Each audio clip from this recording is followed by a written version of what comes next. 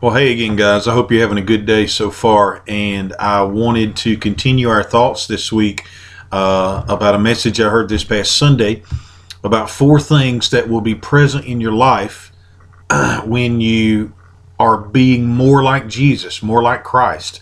The word Christian means Christ like.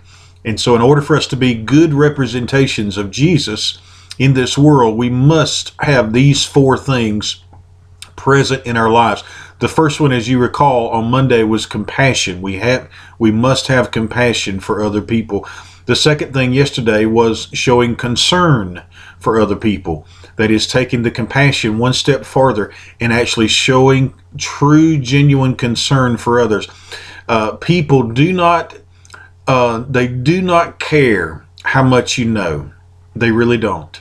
You can quote scripture all day long. You can quote verses forward, backward, upside down, whichever way, in different languages.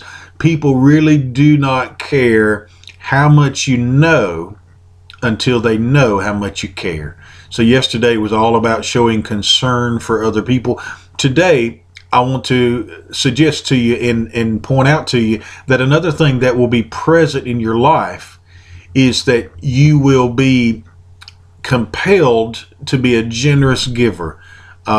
And I'm not just talking about giving at church, though that is important and vital to the believer's life. But what I mean is giving to others. We're talking about showing other people what Christ looks like in us. And so we're talking here about specifically giving of yourself, of your time, of your talents, of whatever it is in your possession, giving to other people. Jesus in Matthew 14, after he had somewhat rebuked the disciples because they wanted to send everybody away.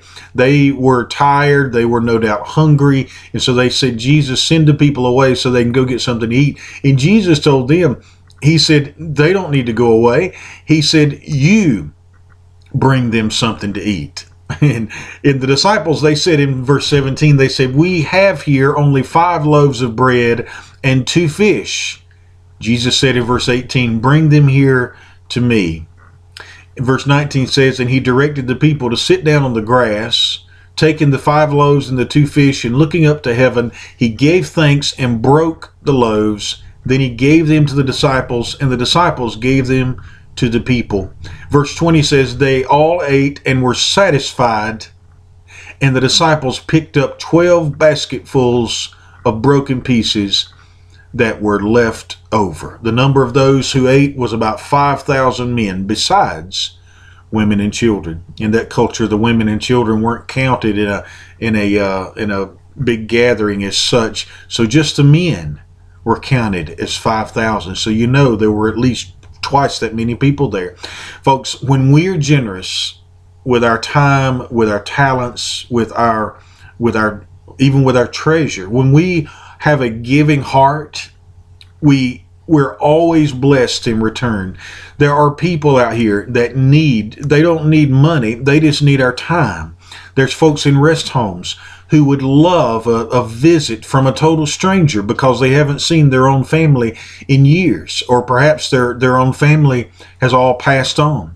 Folks, there's many ways the believer can be a giver, and you don't have to be rich to be a giver. You can give of your time. You can give of your talents, things that you can do. Maybe you can sing. Maybe you can go to a rest home and sing to an elderly person. Whatever the case may be, you'll find, and I guarantee you will be the one that's blessed. Notice in this passage that after all the people ate, it says they all ate and were satisfied. And then the disciples all picked up 12 basketfuls of leftovers. Isn't that something? 12 disciples and 12 basketfuls of extra. That just goes to show you how God will bless you.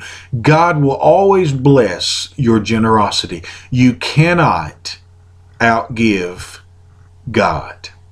I hope you have a great day. I'll talk to you very soon.